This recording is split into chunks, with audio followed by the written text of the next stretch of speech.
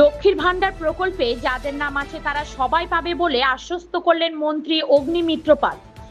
কলকাতা বিকাশ ভবন দপ্তর থেকে পশ্চিমবঙ্গ স্বার্থে আমজনতাকে আশ্বাস দিতে সোমবার রাজ্যের নবনিযুক্ত বিজেপি সরকারের মন্ত্রী তথা বিধায়িকা অগ্নিমিত্র পাল লক্ষ্মীর ভান্ডার নিয়ে আশ্বস্ত বাণী শোনান। অগ্নিমিত্র পাল জানান, যারা লক্ষ্মীর ভান্ডার প্রকল্পের মাধ্যমে অনুদান পেতেন তারা সবাই সরকারি ব্যাংকে টাকা পাবেন।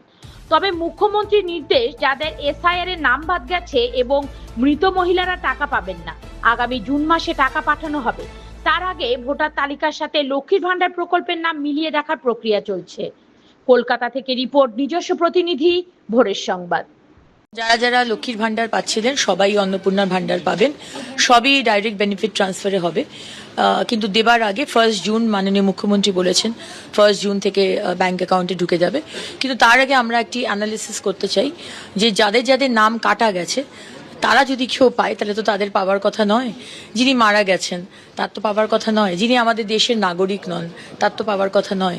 সুতরাং সেই অ্যানালিসিসটা হবে যে যাদের যাদের নাম কাটা গেছে তাদের মধ্যে কতজন লক্ষ্মীর ভান্ডার পাচ্ছেন, তাদের নাম কিন্তু বাদ যাবে। এবং আরেকটি মুখ্যমন্ত্রী বলেছেন যারা সিএ এর জন্য অ্যাপ্লাই করেছে এবং যাদের নাম ওই ট্রাইব্যুনালে গেছে তাদেরকে এর থেকে বাদ রাখা হবে আপাতত।